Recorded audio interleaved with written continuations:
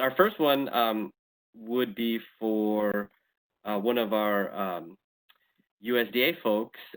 We have Andrea Farmer, branch chief here for the summer meals and after school programs. One of the questions is, uh, has a waiver for meal pattern requirements in fact been approved by the state, or must we apply for such a waiver?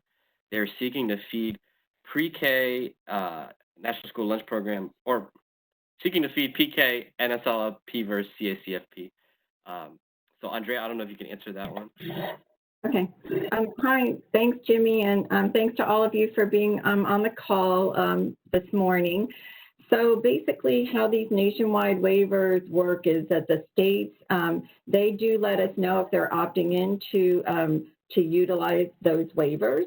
And so you would want to check with your state, because each state may have its own process for how they are implementing the waiver with the sponsors under them. And I see that Liz is on, so Liz, if you have more to jump in on that, please go for it. But it is a state by state, and the states decide to opt in. That is correct, Andrea. Thank you. Thanks. Mm-hmm. Okay, while I have you, Liz, a question: is there a potable water waiver for grab and go or home delivery? Also check with your state. States can apply for what we call individual waivers. So we have these nationwide waivers that could apply to any state that elects to use it. States can also apply for individual waivers for things that we don't have nationwide waivers for. So states could apply for a waiver for potable water in those situations. So please check with your state on that. This is Tina Namian too. I could jump in a little bit on that one as well, just to add to what Liz said. We also just last week issued some questions and answers. I think they came out on Friday and they're posted on our website.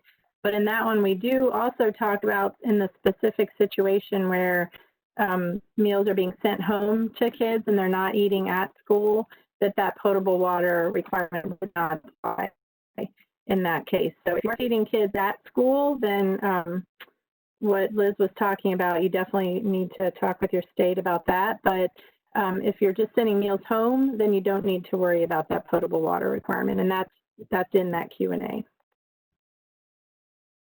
Thanks so much, Tina. And Tina just reminded me to tell everyone all of our programs have any changes or flexibilities are posted on our coronavirus COVID-19 webpage, which is fns.usda.gov/coronavirus. I'll also send that link out to everyone after this webinar. Here's a question for Carolyn Thomas from Macomb Intermediate School District.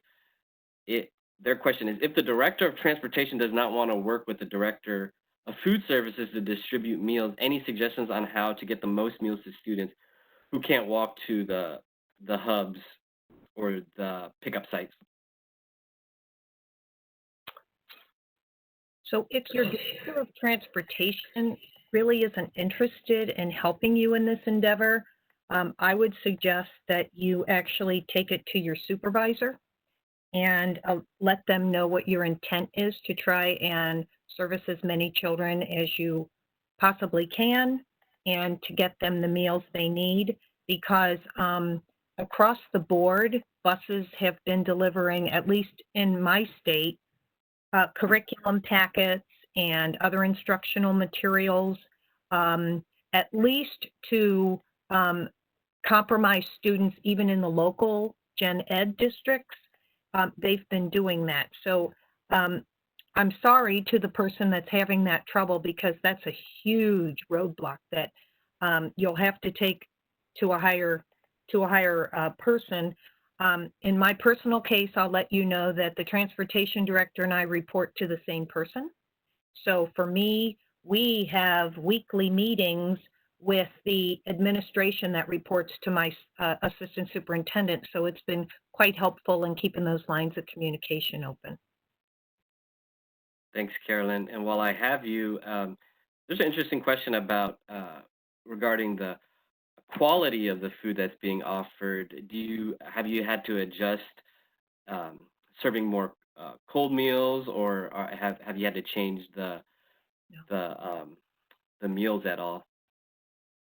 When we went to virtual and we delivered to the home, yes, we have had to change the delivery method, and the delivery, for the most part, we've tried to keep it to the same kinds of popular meals that we were serving in the schools. We just are sending reheating instructions. So we're still giving the students their favorite types of chicken tenders and mini sliders and Bosco and taco and pasta with meat sauce, but it's packaged and it's unitized, and we give them reheating instructions. That being said, I will share that we have gone to almost 90% fresh fruits and vegetables, because for me personally, I see the difference in how students who get that at an early age continue that into high school and beyond, and it just becomes a meal lifestyle. So I'm passionate about giving them fresh produce. So we have spent the extra money to do that. I'd be happy to send out our menus if anybody's interested. Awesome. Yes, we'll definitely include that. Here's a question for Nicole. This person has been wanting to get a backpack program started in their district. So is partnering with a food bank the key to get one going? Absolutely. Definitely reach out to your local food bank. If you go to feedingamerica.org, you can click on your state and find the contact information to your local food bank. Most food banks have that program, and they're willing to work with schools specifically during this time to ensure children have as much food access as they need. Thanks, Nicole. And I think this one could be to Carolyn, or if Tina or Liz want to also answer, you can. But the question was, when implementing offer versus serve for multiple day kits, can parents request all the same food for all kits or all the same entree? Is that a question for the school year, it sounds like, for moving into the school year? Yeah, because of the offer versus serve. So offer versus serve has been waived, and you don't have to do offer versus serve, and it is only required at the high school level. So I can share that we are straight serve in our meals that go home. We have no choices in components. They get everything when they go home. Moving to the school year, we are going to have to give them a choice of how many days they would like. So we can't simply say to our students, would you like, we're sending you all 5 days worth. They will have to make their selection, because we will have to charge them if they're a paid student or a reduced student. We're encouraging all 5. We worked with an agency, one of my local districts, to produce, it's called the 5-day action pack, and it's a tiny little superhero, and it's a little YouTube video. So they're sending that home in hopes that people will take all 5. But we certainly have to offer them the chance to make a selection of less if that's what they want. And that's true even for our children that don't pay. Okay. And Carolyn, do you sense that delivering meals to students over the summer helped maintain return enrollment in the fall, or helped in keeping the connection between students, families, and schools?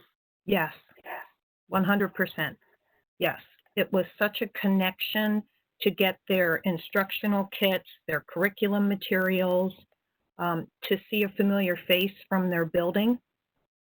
We have had many, many wonderful stories of kids who are standing there waiting, because the bus generally comes down at the same time, 3 days a week, and we are contactless with our delivery methods.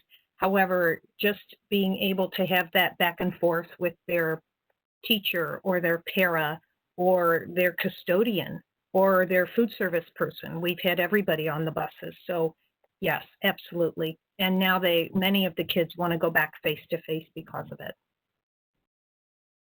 Thanks, Carolyn. And this next question is for you, Carolyn, or Nicole as well, because you depend on a large volunteer network to accomplish all your goals. The question is, we have a small service that is typically worked by just 3 staff members. In what capacity might our volunteers serve?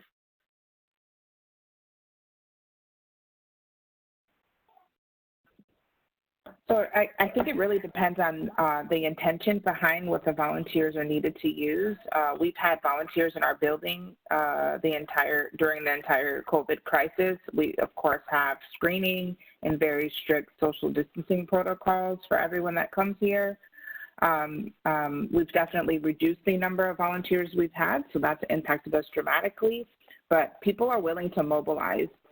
They're willing to help offsite to distribute food directly into people's cars or pack boxes. And I think if you give them a clear vision for safety, they will come and help participate.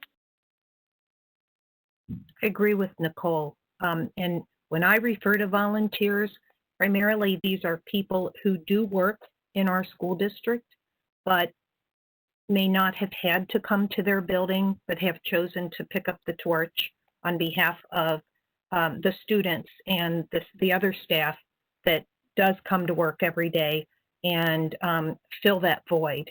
And I will share that many of these staff members have said to me, we had no idea what was involved in feeding students. And this has been a true eye-opener. All the various food programs that we're running on behalf of our community as well as our students. So I think that it's actually been a very positive all the way around.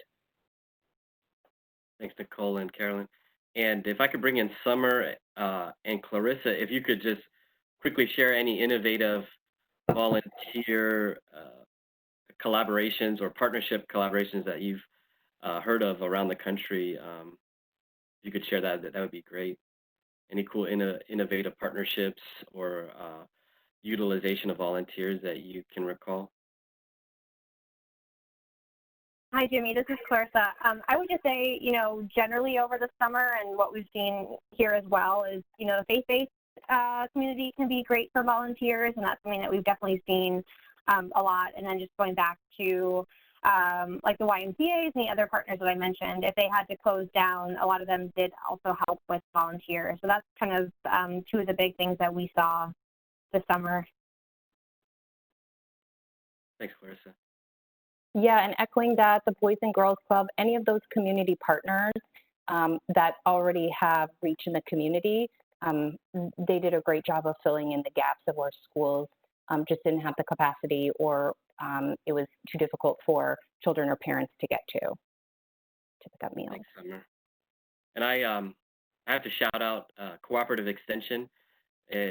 Most counties have a 4-H program, a youth development program.